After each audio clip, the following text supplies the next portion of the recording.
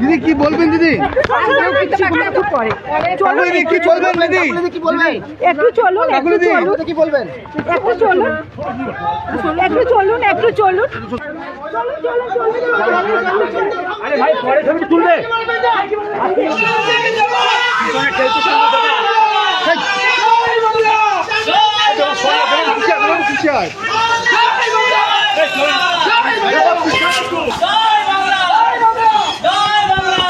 কি বলবে মানুষ অন্যায় ভাবে জানি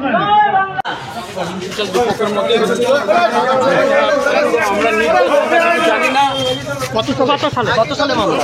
2017 সালে। কোন জায়গায়? আমাদের বাড়ি দাসপাড়া। কাদের সঙ্গে হয়েছিল এটা? জানি না কাদের সঙ্গে, আমরা ছিলামই না।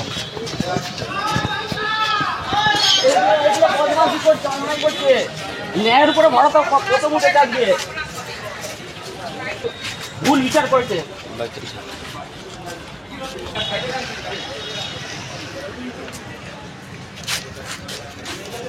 কেসটা মানে আমরা নিজেরাই অবাক, প্র্যাকটিক্যালি নো এভিডেন্সের কেস। মানে নো এভিডেন্স বলতে যাদের মানে এটা একটা মারামারি হয়েছিল, সেই মারামারি ছিল মানে রাতের দিকে, এবং যে মানে মার খেয়েছিল তার চোখে একটু আঘাত লেগেছিল।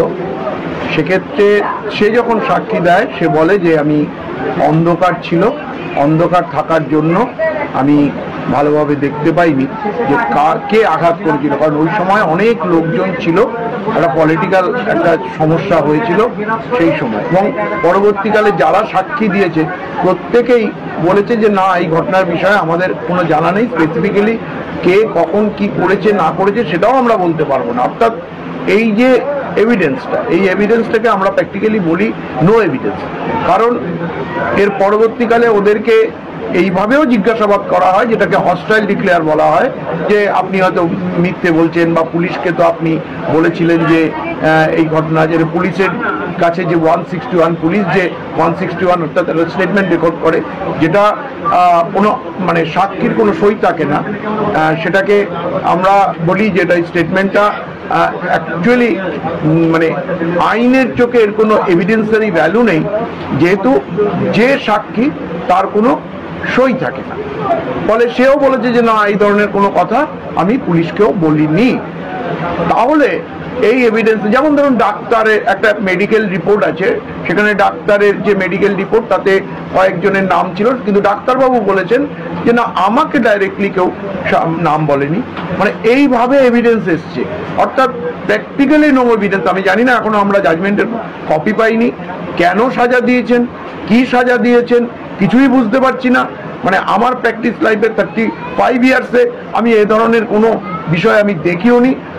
আমি নয়, শুধু গোটা কোর্ট আজকে অবাক চোখে দেখছে যে এটা কি হচ্ছে, মানে কেনই বা হলো, সেটা আমরা যতক্ষণ না জাজমেন্ট পাবো, কিসের বেসিসে, কোন এভিডেন্সের বেসিসে আজকে এদেরকে কাস্টডি নেওয়া হয়েছে এবং এদেরকে বলা হয়েছে যে দোষী সাব্যস্ত করা হয়েছে, তো সেটা আমি যতক্ষণ না জাজমেন্টের কপি পাবো আমি বলতে পারবো না। তবে আমি আপনাকে বলছি যে এই জাজমেন্ট চলতে পারে না, আমরা হাইকোর্ট তো যাবই, জানি না কালকে আগে প্রোনাউন্সমেন্ট দেখব কি হয়, তারপর।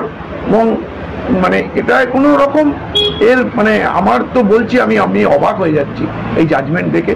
যাই হোক, দিয়েছেন, আমাদের তো মাথা পেতে নিতে হবে, উপায় নেই, এবং আমাদের তার এগেনস্টে আপার কোর্টে অ্যাপিলও করতে হবে, এবং অ্যাপিল আমরা করব। কিন্তু কোন সালের ঘটনা এটা?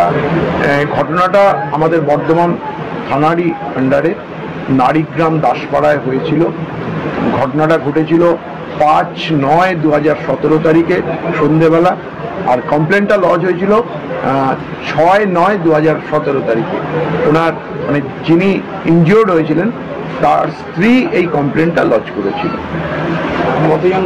টোটাল উনি এফআইআর নাম দিয়েছিলেন 15 জনের, আর আজকে 2 জনকে অ্যাকুইটেড করা হয়েছে, আর 13 জনকে মানে গিলটি ফাইন করা হয়েছে এবং কাস্টাডি নেওয়া হয়েছে 13 জন।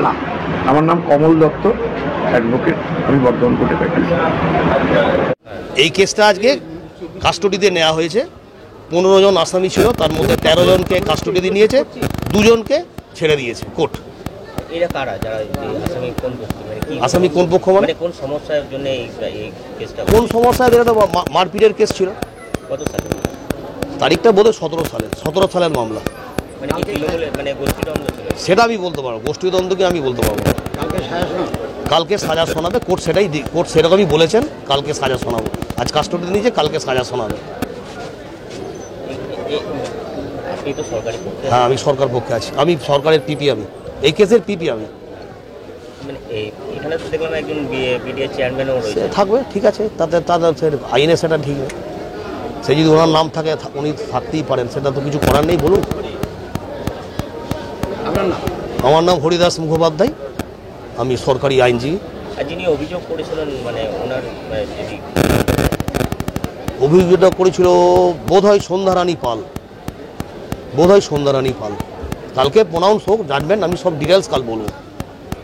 হ্যাঁ, এখনো জাজমেন্ট তো পেন্ডিং হয়ে আছে না, এখনো তো শুধু ওনাদেরকে কাস্টডিতে নিয়েছে। জাজমেন্ট কি হচ্ছে না হচ্ছে সেটা তো এই কোর্টের উপরে ডিপেন্ড করবে। কোর্ট বলুক, তারপর আমি ডিটেলস আপনাদেরকে বলে দেবো। ঠিক আছে।